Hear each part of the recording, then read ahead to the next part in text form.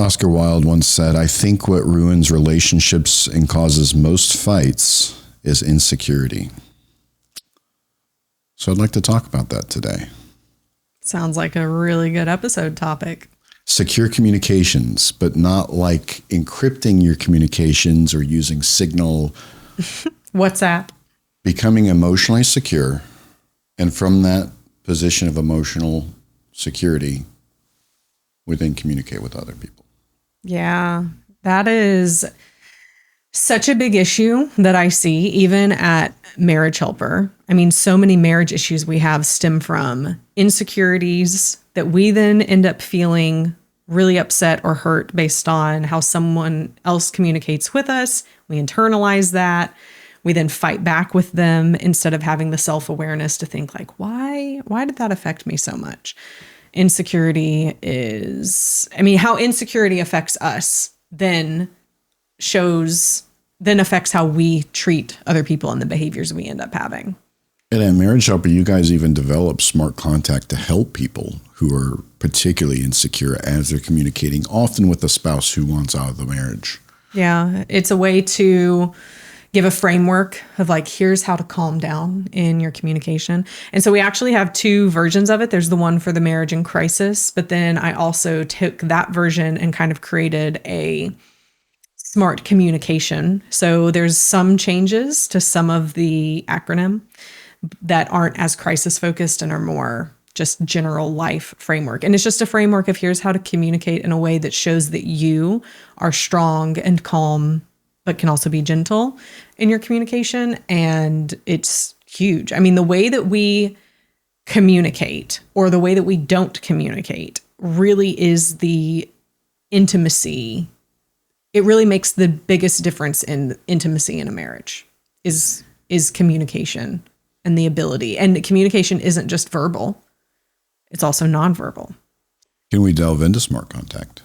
Yeah, it's been a minute since I've done the non-crisis one. So I don't know that I remember all of that acronym off the top of my head, but there's a full podcast episode where I break it down on It Starts With Attraction from a few years ago. And we can link to that in the show notes. We could also just have our producer, Jason, just edit that whole episode in. Right here. So starting at the point I'm talking now, and that'll make the episode like 2 hours long. It'll be great. But for both of them, as I already said, the premise is it's a framework that you can keep in your mind when you are feeling frustrated or when you're feeling like, I just need to reach out. I do this. This is me texting. Like, I just need to reach out. I need this person to respond to me. It's a way to get you to calm down. So the S is stop the pushes. Stop doing the things that are pushing the other person away. And that's true in literally in every communication that you could get into. Like, you and I have a good marriage, and there's still times where we can get mad at each other, when we can get frustrated, when we can get annoyed and upset and act, negatively towards the other. So an example, like last week when you and I were in Phoenix, and we had like the CarPlay hooked up to my to my iPhone, and I did something on my phone and the maps went away. Yeah. And you're in the middle of like, of you on like I-10 with a ton of traffic. And so you were like, get the map back on. And so I got the map back on. But then I was like super quiet after that. And at some point you were like, what's wrong? And I said, well, you could have just asked nicely to put the map back on. And you said, no, I couldn't. That's not what you said. You said, what I said, I will do that in the future. And when that happened in the days following that, you were like, hey, can you get the map back on? But all that's to say is, like, you were frustrated in that moment. You needed to communicate something with me. What you did kind of in and of itself was a push behavior. But I could have, and I'm not saying I responded in the perfect way by just like being quiet, because I also could have spoken up and said like, hey, yes, let me get that back up. But in the future, I could have been proactive in my ask. But instead, I kind of stonewalled in a little bit of a way, which is a push behavior. But I also could have responded by saying, how dare you speak to me that way, right? That's a push behavior. So it's identifying not the other person's push behavior, but it's identifying yours. What are the things that I need to stop doing in this moment, in this heated conversation, in order for me to gain calmness mentally? In push behaviors, it's my understanding that those are more than likely their own podcast episode already. I mean, yeah, probably so. There's a lot. It's anything. I mean, if we want to just summarize it, it is anything you do that pushes the other person away, whether you intend for that to happen or not. So it's not as much about my intention about whether or not what I'm doing is pushing you away. It's about whether you perceive it as a push. Mm-hmm. So the onus is on me to say, I respect what you see as a push, and I will therefore honor that. Okay, so that's stopping the push behavior. The M stands for manage business items. Now, in smart communication, when we're talking about just like general framework for good communication, it's manage expectations. And both of them hold the same underlying concept, which is a lot of times we enter into conversation expecting it to go a certain way, or expecting, I might send you a really mushy text message and I expect you to just ooze back to me all of the things that you love about me as well. But if your response is just, okay, yeah, then it's going to make me angry, or it's going to hurt me, right? Which could then affect the next thing I say to you if I'm not aware of that. So instead, it's manage your expectations. Don't do something or say, like, if I'm going to send you a really kind, mushy-gushy text message that's how much I love you and how much I appreciate you, well, my expectation should be that I'm not expecting to get anything back. I'm doing it truly because it's not because I'm trying to seek something from you. It's because I want to give something to you. And so I'm wanting to give you this really kind word. Then even if you say, okay, well, I've managed that expectation. So now I'm not going to get upset. Right? Yeah. So that's the M. So in crisis, it's manage business items. And that part is and it still goes right in line with manage expectations, but we called it manage business items because we were saying, if you can't talk without fighting, then don't talk about the things you're fighting about right now. Find the things that are kind of the Switzerland, the neutral ground, and use that as your baseline for rebuilding positive communication. So like you and I, sometimes when we get in disagreements, we end up changing the subject to something like that both of us just generally enjoy talking about. Maybe it's travel. Like maybe we're fighting over here in this part of our lives because we can't agree on whatever, but we can always agree on loving to travel, or what movie to see, or what food we might want to go eat, right? So talk about those things. When marriages are in crisis, it may even go a step further down, which is like talk about how the kids are doing at school, talk about the soccer game, or, just like share things that are just not emotional, and use that as your opportunity to reset a positive communication flow between the two of you, so that you can end up, because here's the goal. You want to just, if you can't talk without fighting, then you need to find things you can talk about without fighting, and only talk about those things so that you won't fight. And then trust will start being rebuilt, that I can have a conversation with this person and it's not going to turn crazy. And then you build from there. That's the whole mindset behind it. It reminds me of the episode of Big Bang Theory where Leonard tells Penny he loves her and she wasn't ready for that yet. Yeah. And because she didn't reciprocate by saying it, he kept, whether subtly, and he would just get back at it. And eventually she dumped him. Yeah. Because she couldn't take it anymore. Well, he was being pushy. Yeah. He had these push behaviors where he would bring it up. He didn't manage his expectations because he clearly said it, expecting her to say it back. Well, she didn't. And then that affected the whole cycle to continue happening. Yeah.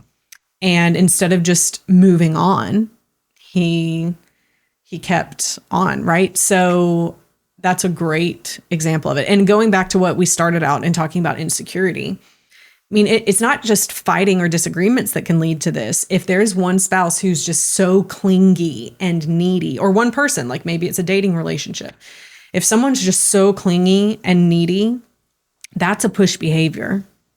And then, so like if that were me and I'm just like needing you to pay attention to me, well, maybe I'll text you, maybe I'll call you if you don't answer, maybe I'll send you, what are you doing? Why aren't you answering me? And that anxious energy is just going to ooze off of me. And my expectation is going to be that you're going to soothe me. So I haven't managed my expectation. And if I do soothe you, that could set us up for a codependent relationship. So that ends up like feeding this cycle. And so like the push behavior is a little ironic in this situation because my push behavior, which does push you away, but I'm trying to pull you towards me, but I'm like it's working against itself. So then I want you to do that. And then when you don't, it further facilitates me trying to pull you towards me and try in a bad way, trying to be like, what else can I do to try and get his attention? And so I just keep pulling out all the stops. It's like kids, and this is where we learn it, where it's like separation anxiety in young children. Well, when they're scared that their main caregiver might leave them, they begin to act out more and more and more because they think if I can just get their attention, it'll break their heart enough that they won't leave me. Like you're trying to pull on those heartstrings of a mother who's trying to walk out the door. And so that's where it's this built-in like mindset that we had as children. And so for people kind of going into attachment theory, for people who didn't have that secure attachment with a parent or in early romantic relationships, they might be more prone to be needy and insecure in their communication with a romantic partner, which then can lead to this kind of flow. And then there's the other side of it, which avoidance is just as much insecurity as anxiety. So you can also just ignore someone out of your own insecurity as well, which again, doesn't lead to... That's very common in the modern era, ghosting and things, or people who take a long time to reply, which may be appropriate. We'll talk about that here in a bit. But the A. So the A is to allow the other person to respond. Okay. So you want to make space for conversation to happen.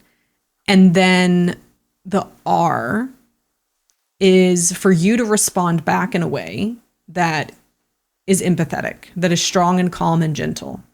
So it's really, and this is kind of the part of communication most people think about. There's a sender and there's a receiver, but then there's the receiver back to the sender, right? Communication isn't just one way. You have to know that that message got to the other person. Well, that's what the A and the R are for. So I'm providing space for you to reply to me. And then after your reply, and I'm listening, one of the things we were taught in therapy school, like in my master's program for therapy, was if you are thinking about your response of what you're going to say to someone as they're talking, you are not listening. And so it's actually a sign of deep respect and like showing that you're intently listening, that when a person's done, for you to say, I need time to process, to think about my next, like what I want to say back to you. You don't have to have anything queued up. You can have a pause in between sentences from two people. And that's good. So I want to listen to what you have to say, and I want to truly understand it. I want to, and especially if I disagree, not even if I disagree, especially when I disagree, I want to really then understand your side and why you're coming at it from the perspective you're coming from it at. And then then the onus is on me once again to respond back to you and continue that conversation in a way that shows respect and care and empathy. Feels like the complete opposite of defensiveness. Yeah. As close as defensiveness shuts every communication down. Defensiveness, stonewalling, criticism, contempt, those four horsemen that Gottman talks about, they just shut down communication and they shut down intimacy. So true intimacy is found not just in the bedroom, but in like the mental and emotional connection from seeking to understand the other person. Well, and you talked about intimacy in the bedroom especially women, and I think men struggle to grasp this. For women, the intimacy that will lead to intimacy in the bedroom starts. So I've heard sex therapists say, the preceding 24 hours before sex. Mm-hmm. I think it's much more than that. I think it could be years. It could be decades. Mm. But, what can you control? Mm-hmm. And the intimacy that, precedes sex is of the absolute utmost importance. Mm-hmm. For men to understand that that's what women need going into that. What's the T? Take it one day at a time. Take it one day at a time. Meaning, not every conversation is going to be perfect. Not every day is going to have the perfect conversations, but you can wake up tomorrow and try again. Now, my favorite thing is when people ask, and I get this all the time, it never fails. If I'm doing a webinar, talking about smart contact or anything, or smart communication, and people say, well, I've been trying that and it's not working. And I love that question because it's a teaching opportunity and a chance for me to correct some incorrect thoughts. There's no way this doesn't work. Now, because this is the framework for healthy communication, period. Look at the research, look at the psychology. We've just boiled this down into things that are simple to understand and execute on. But now what someone may be saying is, well, I've been doing this, but the other person is still ignoring me, acting a fool, whatever. Okay, but you can't control them. And even if you try and change your communication to try and control them, for them to respond in the way that you want them to, well, then we're back at a push behavior. Like you're trying to control and force someone to do something that they aren't naturally doing on their own. And so that's not the way to look at it. Like we have to take ownership and realize the only person I can control is me. I could do smart contact perfectly. You still have the free will to be a complete jerk if you want to. I will exercise that free will. But I also have the choice of whether I'm going to fall to your level or if I'm going to raise my standard of myself. Yeah.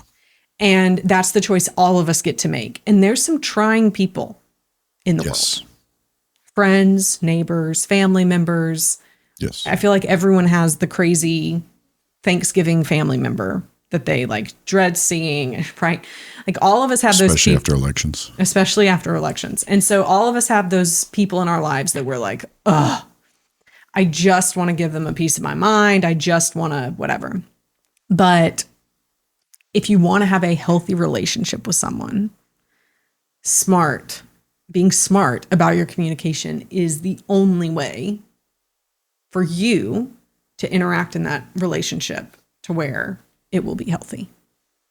I wanted to get into, so we've talked about kind of established relationship communications. And did you know about smart contact before you, I mean, I know you knew the term. I knew the term.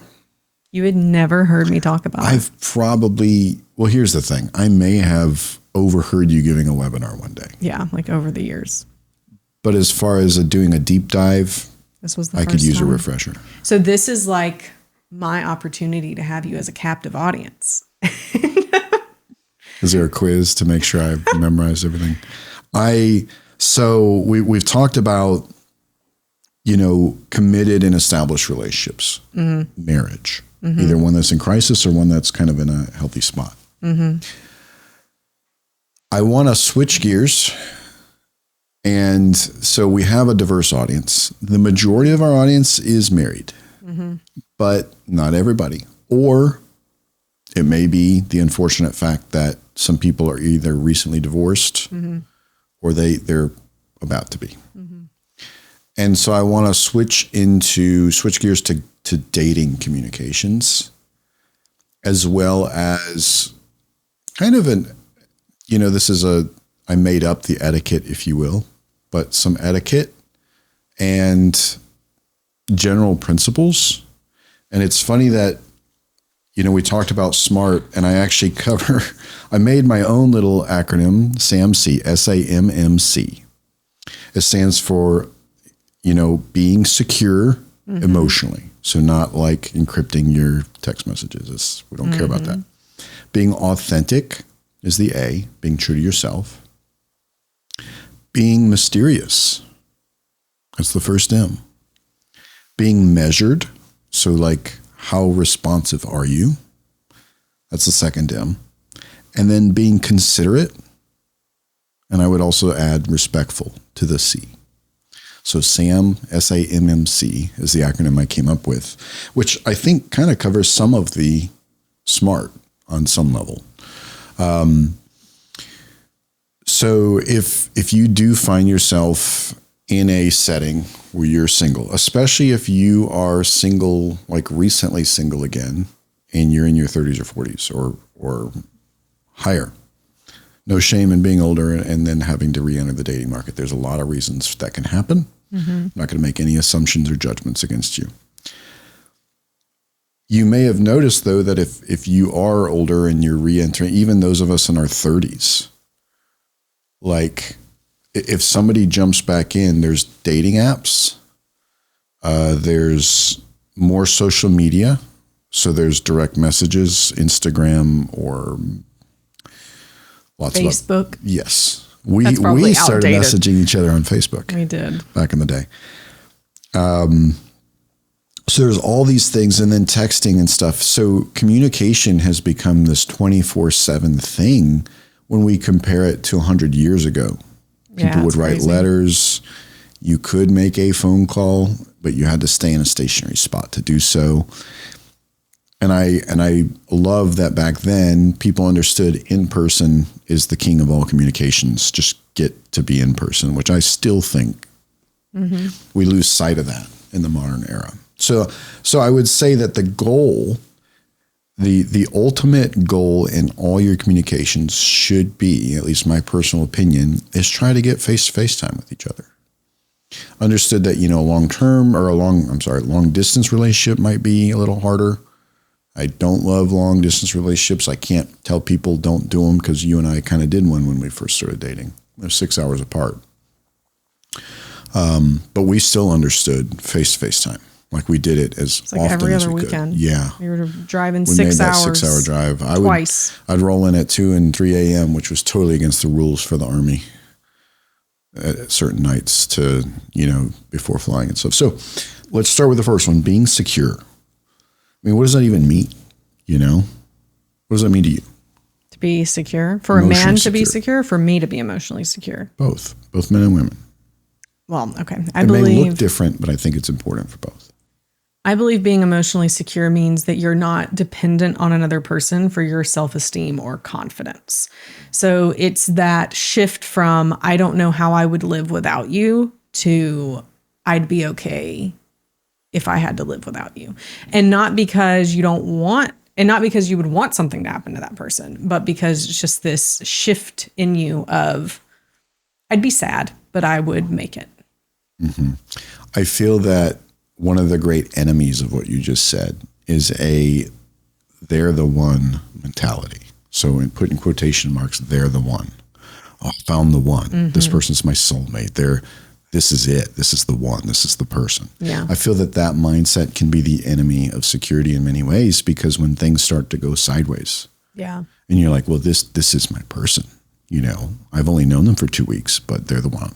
Yeah. And that happens all the time, because limerence can catch you quick and it can do all kinds of things to you. Well, and I don't think that it's always because someone's saying this is the perfect person. I think it's a fear of being abandoned. So going back to the cause of the insecurity, it's like maybe they experienced divorce of their parents or some kind of trauma early on in their life that has led to them, and their vulnerability is, I'm so scared of being alone. So it's not even as much about putting this other person on a pedestal as much as it is like, I can't bear the thought of not being good enough that someone would want to leave me. Mm-hmm. So therefore for my own mental health and self-esteem, I need you to want me. So the first item, being secure, being emotionally secure. That can look like a lot of different things. There's a huge laundry list of what it doesn't look like. Some of that's kind of intuitive though. And what you just described. So the second item, the A, being authentic or true to yourself. So in a way, for men, our humor is a part of our dating market value, if you will. If you have a corny sense of dad humor, just go with it. Not everyone's going to appreciate it. In fact, it is going to totally land face first with some people. They'll be like, what? Or they won't get it or whatever. That's fine. Whether it's your brand of humor, your brand of communication style, even down to things like you just don't capitalize letters or use periods or any punctuation. That would drive me crazy. But for some people, that's just, not putting on a fake self. Yeah. When you communicate, you're not putting on a fake self. You're just being yourself, because you can put on a mask for a little while to impress someone. You can even, some people are really good at figuring out, okay, that person's going to like that other kind of person. I can become that kind of person. I can become an actor. I can mimic that, but you can't mimic that forever. And there's going to come a point where the facade just has to fall off. Hopefully you're not married by the time that happens, because that could be epic in a terrible way. So being authentic, being true to yourself, that's not the same as if you are just a sarcastic, kind of rude, brash person, just being like, this is who I am, just going to put that out there. If there is something that a reasonable person would look at and say that's not healthy, I would say don't make an excuse and be like, I'm being true to myself. I used to do that. There were a lot of antisocial, rude, or abrasive behaviors that I had that I don't think were healthy or good for myself or other people. And I would use the excuse that it's just who I am. People just have to accept me, being a big jerk wherever I go. And I'm glad I changed my mindset on that. So we covered the S, being secure. We covered the A, being authentic and true to yourself. So the first M, being mysterious. You have to have mystery. Smooth as caramel voice. You have to use a deeper voice or it won't be mysterious. So there's a principle in the psychological community called the reciprocity principle. Are you familiar? Reciprocity principle. The reciprocity principle, particularly when it comes to attraction. It states more or less, the way they set up the experiment was that there was a group of women examining men from alleged fake Facebook profiles that they thought were real. All the men were attractive. So they already had that kind of stabilizing factor there. There were some men that they would look at, and they would be told by the researchers that those men thought that they were told those men looked at their profiles, and those men thought that the women, were attractive. So the psychologists wanted to gauge, well, what do you think about these guys? They think you're attractive. So then there were some, they never had a group that was like, oh, you're ugly. Okay, so thankfully they weren't mean enough to do that. They said, but then there was a group that's like, they're kind of meh. They think you're so-so. And then there was a group where they were like, we don't know. They didn't say. We just don't know if they're attracted to you or not. The group where there was uncertainty got the women's attention a lot more. And bear in mind, all these men are approximately similar in physical attraction and appearance. I don't know how they measured that and made sure of that, but that's what I read about that psychological experiment. It was just Chris Hemsworth and his brothers. Yeah, it was just the Hemsworth guys. Maybe add in like Henry Cavill or something. Yeah. So the group, as you can imagine, the group that they were like, oh, this guy, he saw your profile, he likes you. Of course, they had relatively positive feelings about that guy. They were like, okay, yeah, we like him too. But and of course, the guys who were like, you're so-so, they're like, forget those guys. But the guys that they were like, we don't know what they think about you. Which we just don't know. They didn't say. We can't figure it out. Those ones captured so much more brain space in the women, because then they were wondering, well, do they like me or not? So being mysterious isn't, I don't, it's ironic for me to give a definition because I am not like Mr. Mysterious. With that being said, I do think there's the general principle that if you go on a first date or a second date, or you're especially the beginning of the dating phase, and you sit down with the other person, and we talked about this earlier where you mentioned if you're trying to formulate your response. And let's say you're a man and you're just like, oh yeah, I have an MBA. I work in finance. And by the way, I'm 6'5", and all these things. And I drive a whatever car.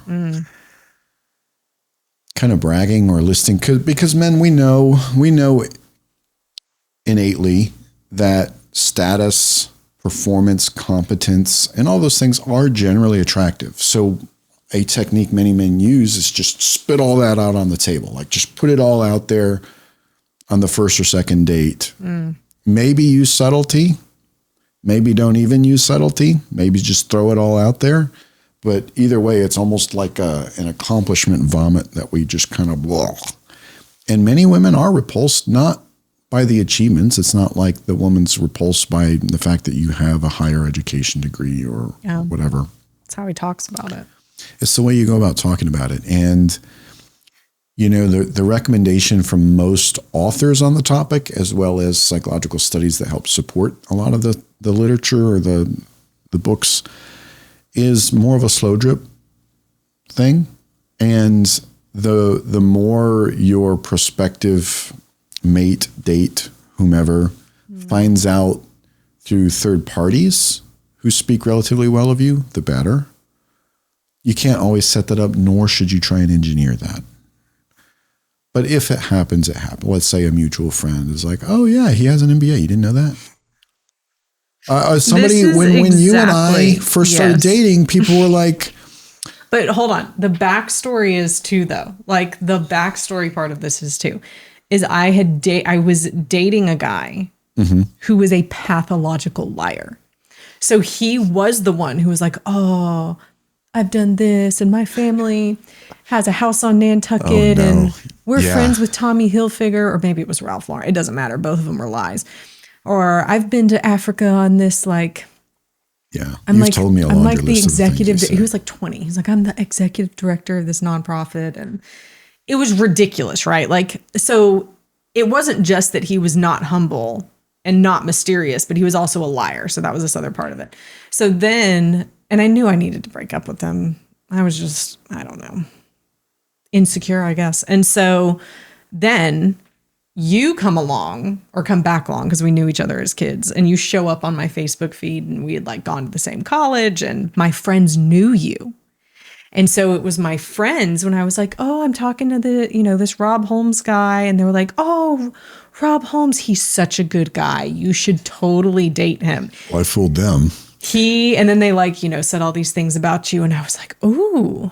So the fact that it was coming from trusted sources who knew the information to be true, and they were sharing it about you.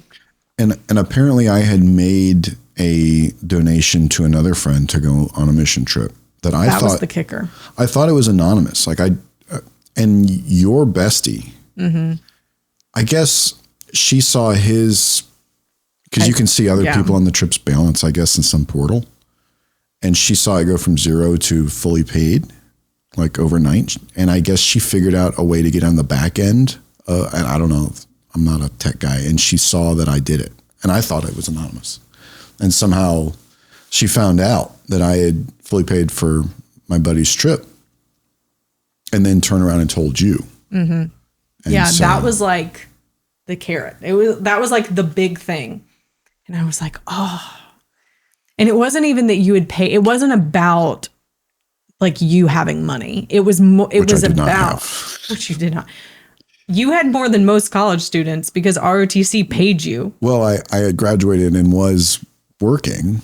Right. And this was 2009. So most of my peers it was were more at so of like Starbucks. you supported missions, you were generous, you had gone on some mission trips yourself, and that was something that was super near and dear to my heart. So so all of that to say, like, I totally get that. The more a guy is like, oh, look at all these things I've done, it's so off-putting. It can be off-putting. So I'm not going to get into tons of specifics on the be mysterious, but don't like accomplishment vomit, especially not on the first date. Don't just be like, okay, if you're going to do that, you might as well just print off a resume with every impressive thing about yourself and just slide it across the table instead of wasting their time talking about it the whole time. So I just wonder if it's really more about humility, because the other thing I think of that's a red flag when I hear mysterious is they're hiding things. And that is like an intimacy breaker, not an intimacy enhancer. And so here's the terrible thing. Sometimes a person can be hiding things and they come across as mysterious and therefore build attraction, which can be terrible. And sometimes the person who just wants to put all their stuff out there is just eager. They really like that person and they don't know what else to say. Maybe they're nervous. And so men, when they're nervous, may default to just the accomplishment vomit. I'm pretty sure I've done it before. Not necessarily in a romantic context, but not knowing what else to say because sometimes we're going to find ourselves insecure. And resist the urge as much as possible. That's the only thing I can say to men and women, but especially men, to when it comes to being mysterious, hopefully you're not hiding things. And I think there's a way to be mysterious without coming across as hiding things. Well, here's the other thing I'm thinking. If I think about the study and where this point is coming from. So it was that these women knew that these men were attractive, but didn't know how the man felt about them. So there's kind of this like cat and mouse chase that's intriguing about it. So when you were telling me about the story or the study, my first thought was like, especially on the front end, when you said they knew that these guys found them attractive. Okay. Now, granted, I have not been single for 15 years. So I have not been in the mindset of like, hoping that someone might find me attractive. And actually the opposite. Like it would be a huge flag, a huge like get away from me if someone told me that a guy thought I was attractive because I'm married. So my first thought when you said that was, ooh, I wouldn't want to know. And there was kind of a little bit of like a stalkerish feel of like, oh, they've looked at me, but I don't know who they are. And so that, even when you first said it, I was like, I don't really like that. Whereas if it's, we don't know how he feels about you. Well, it feels a little bit more of like an even playing field. And maybe like the guy might not be a crazy stalker. So I'm wondering, maybe not to that deep of a level, because I'm sure these women were single and like would love a really attractive guy to find them attractive. But I also just wonder if there's just a sense in the mysterious part of it's not so much about hiding things, but it's about early on in the relationship not being overly attaching or, just not coming on too strong. Yes. From the get-go. Yes. Which you definitely did not do. Much to my frustration. Yeah. So if you, especially as a man, if you're a known commodity, then you're a known commodity. That can be valuable. If a woman is single, ready to mingle, she doesn't really feel like wasting times playing games, especially in the older crowd, 30 plus, where people are like, look, that's all cute, like all that stuff, but I kind of want to know, does this person want to go forward or not? So you have to measure it, and I think totality of the circumstances. Don't in the pursuit of being mysterious, don't like ruin something because you're like, oh, I'm not going to tell you where I stand on whether or not I like you. And then she's like, okay, well, I don't have time to waste by. He's like, wait. Oops. So If you liked it, then you should have put a ring on it, as Beyonce would say. A ring pop. So being mysterious, that can mean a lot of different things. There's a lot of different opinions. There's a lot of different articles on the internet, podcasts, YouTube videos, etc. So I won't belabor that point too much more. But you should be ethical. Well, I think my last point kind of covers that, being considerate and respectful. And I think that kind of caps it all off, and I'll get there right after this next one, which is being measured. So the first S, being secure, the A, being authentic, the first M, being mysterious, and the second M, being measured. What I mean by that is don't be over-responsive. That doesn't fall in line completely with the young people's philosophy that if you double text, you're quote-unquote cooked. That's young people slang for... Did you have to look that up? No, I didn't. How do you It's know unfortunate that I know that.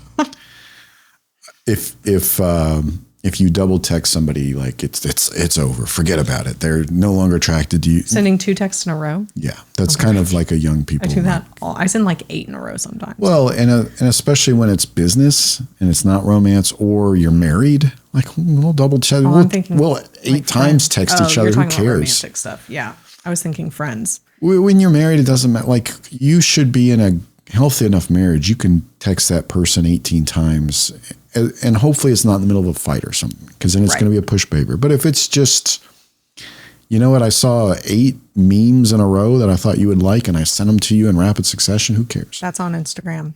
I will open my DMs from you to a week's worth of you do reels. So when you're first, like if you and I were first getting to know each other, I wouldn't do that. I'd be like, I'll send her one and I'll wait for a response. If you do, and again, I know that I keep saying particularly for the men, because I'm a man and I don't tend to study from the woman's perspective, but I can tell you there is a research study out there. So there's a 2014 study by Birnbaum GE, and he found that men who are hyper responsive in communications are seen as eager to please. So these men are eager to please others. They have weaker character. Wow, that's such a slap in the face. And they have fewer dating options. The weaker character part is particularly hurtful if you're a guy who's just responsive. I do remember in my younger years, I would be hyper responsive. I thought, well, this is just what's polite. And then I'm like, well, why don't girls keep talking to me after months, right? So, and the science, if you will, kind of backs up the principle that, and it stinks that it's a double standard where men can suffer. But if you are a man and you are too hyper responsive, it can hurt you, especially in the beginning phases as a relationship is getting to a point where it's starting to take off. Mm-hmm. The interesting thing is that it's kind of opposite for women. Being hyper responsive was actually to their favor in the beginning stages, oddly enough. Was I hyper responsive? I don't remember. I think more research should be done on the topic and hashed out and all that, and how they go about setting up all these research experiments. I don't fully understand. I can see it coming across more so the first thing you said as eager to please. I can see it coming across as that the man maybe doesn't have as much of a backbone. Yeah, and another principle. So let's say I text you randomly. Like now, 14 years into our marriage. No, let's say we're at like a 2 weeks. We had our first date 2 weeks ago. We had a second date this past weekend. And every morning when you wake up, I'm saying, hello, beautiful. That'd be a bit much. I hope you slept well. It would be creepy. And like, it's like a paragraph long with emojis and things. Like you just said, that's a bit much. It's creepy. Creepy. Now, 14 years of marriage, I don't do that, but you know. You should. Perhaps I should. That's your challenge. Point. Every single morning. There was a while years ago, I tried to text you good morning, princess, every morning. Yeah, I think this was also around the time you downloaded the Justin Bieber emojis. and it would come with a Man, those two Justin things complement Bieber each other really emoji. well, actually. I should get the And that was Justin before Bieber we emojis. liked Justin Bieber. It was when he was still like a kid and not when he was actually good. So that was fun. So being measured, that's not just how responsive you are as a man or a woman. That's also, I think, going back to reciprocity, even though it's not the reciprocity principle, when it comes to texting, and by the way, it's not like never double text. If I need to correct something in a text and I shoot a second one out with an asterisk showing that autocorrect screwed me like it normally does on something, and I want to correct whatever the word was, or if I want to clarify real quick, double text or even a triple text, especially if they're in rapid succession and it's not in a pushy direction, not necessarily a bad thing. With that being said, if I shoot you, let's say that good morning text. Let's say the scenario I threw out earlier, 2 weeks ago was our first date. We had another date this past weekend. And since the second date, I've been texting you good morning, princess, like every morning with a paragraph long stuff. So you wake up and you see that and you're like, oh, Again. well, I tell you what, I'll respond to this guy, but let me get my workout, some breakfast, a shower, Bible study, all the things. And then come noon, you still haven't responded yet because you're just busy and you forgot and all this. And so then There's more. So then I follow up with something else and it's a paragraph long. Don't do that. That's not being measured. That's not being measured. That's not being secure. Certainly not mysterious. So and I would even argue the last point, and I'm going to roll right into it. So S, secure, A, authentic, M, mysterious, M, measured, and then C, considerate and respectful. Doing what I just described or not being measured can be a lack of respect. And notice I didn't say, when I say respectful, I didn't just say to the other person, to yourself too. You're not being respectful to yourself. You're looking kind of pathetic. So don't do that. And I understand that, especially if someone hasn't dated for over a decade and they're going back into the dating market, things are different. They're confusing. But just carrying yourself with a degree of dignity and realizing that you have worth. And hopefully you're not coming out of a relationship where you felt like you had no worth, right? So being considerate and respectful, but that's also being considerate and respectful, of course, to the other person too. Mm-hmm. It's not considerate to, throw up because I want something from you, because I'm throwing out the good morning princess text messages to you that are like a paragraph long. And the reality is I'm not sending those to actually make you feel good. Really, I want something in return. I want validation. Right. I want you to be like, oh, how sweet. I love you and blah, blah, blah, blah, blah. Like, that's what somebody's wanting in return. Be considerate and respectful of that other person and don't put that on them. Don't put your hangups and your insecurities and don't put all this emotional responsibility on them. Of course, that's going to push them away. They want to be in a relationship of equals, not a codependent relationship where they have to constantly reassure the other person. So, in a nutshell, the acronym that I made up 15 minutes before starting this podcast, SAMC, SAMMC, is being secure, being authentic, true to yourself, being mysterious, being measured, being considerate. I think we could turn that into a word if we workshopped it a little bit. I think smack. We could get to a smack at some point. Talk smack. I see you've written some things down. What do you got?